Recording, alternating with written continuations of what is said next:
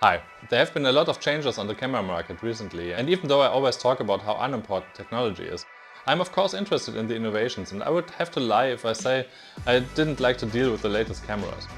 Do I think that the camera I use would improve my photography? No, but the right tool can be more fun or can make work easier, and that is an important point.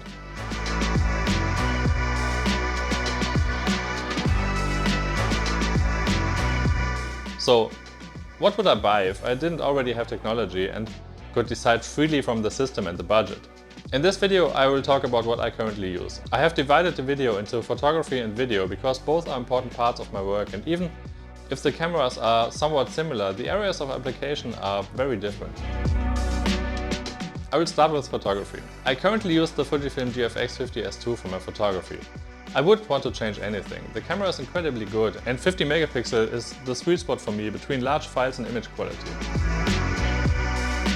Of course, I wouldn't mind the GFX 100 too, but I'd rather save the budget for a good lens. Here I would invest in the 50mm 3.5, the 63mm 2.8 and the 80mm 1.7.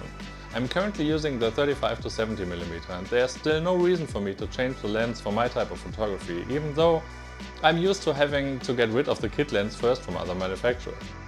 The Fujifilm optics work incredibly well, and the only drawback is the comparatively large and not constant open aperture of 3.5 and 5.6. In my case, a small compact camera that makes good video is also part of the photography theme for me, because YouTube and Reels have become important parts of it, since I also produce a lot of social media content professionally, and the boundaries between photo and video are blurring here.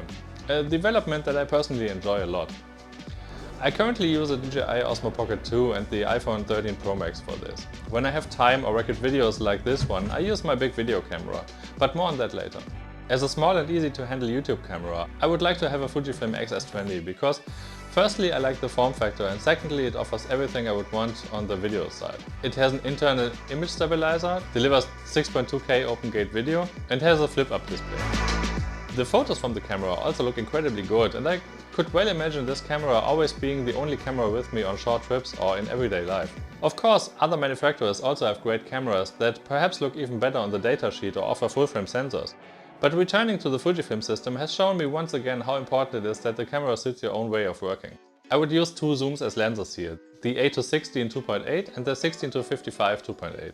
Because even though camera snobs like to tell you how much better fixed focal lengths are, it's important to have a zoom when traveling and shooting fast, because catching the moment and not having to switch back and forth between lenses is more important than the last bit of image quality that you only see in the end in a controlled test setup. But because I'm terribly inconsistent and looked at the lens range for the X-S20 while researching for this video, I would also take the 23mm f2 as a fixed focal length, because the lens is small and comes very close to that of the X100. However, I would still take one of the zooms with me when traveling. At the moment, I don't shoot much film. I've realized that the Fujifilm cameras offer me almost exactly the same experience. I don't want to give up film entirely. I currently have a Leica M4P and a Rolleiflex 3.5. I can live without the 35mm film and the Leica, but I don't want to miss real medium format. Here I would like to have a Pentax 6.7 with the 105 2.4. Now to the subject of video. We make a lot of corporate videos and social media content with my production company Video Kiosk. Depending on the size of the project, we rent additional equipment because every project is different and we couldn't stock enough equipment to cover all needs. For a while I had two video cameras, a Canon Cinema EOS C200 and the Blackmagic Pocket Cinema Camera 6K Pro. But because the Blackmagic codec is so much better and I don't have to do those long documentary shooting days anymore, I just kept the Blackmagic. I'm really happy with this camera, whether I leave it small or rig it up. The form factor is strange, but I can't understand all the complaints.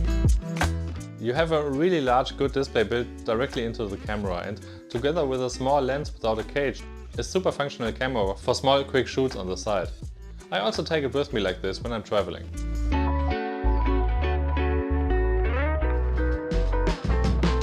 I don't really want to change anything about the camera right now. I would probably upgrade to a Blackmagic Pixis at some point. Whether the sensor is full frame or not doesn't really matter to me for video. Super 35 cameras are more than capable, and as a little tip, if in doubt, good light will help you much more than a better camera. I wouldn't change the lenses that much because both cameras use the EF mount and I have everything I need on the EF side. The really expensive cine primes are only rented when the need is there anyway. These are the cameras and lenses that I would buy if money were no object and I didn't already have a certain system here. The video here even had a surprise for me, because I actually thought that the EF system was holding me back a bit, and I've often wondered if I shouldn't just sell my EF lenses and invest in something else. But the old EF mount is still absolutely future-proof for my area of application, and I currently see no need to change anything. But as I already said in many other videos, the technology used doesn't matter in most cases. The important thing is to use cameras that suit your personal style of photography. I tend to shoot slowly and value image quality. If I were to shoot wildlife photography or sports, my choice would be completely different. When it comes to video, I don't need autofocus or IBIS, because the shoots we do are professionally organized, and when a DOP or I hold a camera in the hand, I want a real handheld look. For everything else there are gimbals and tripods, and we can't rely on autofocus. I said above that I like the Fujifilm X-S20 for IBIS and autofocus. That's because I'm in front and behind the camera at the same time for my YouTube videos. And in this case, the digital helpers have often proved super useful, because the necessities are very different for your own YouTube channel than for a production company.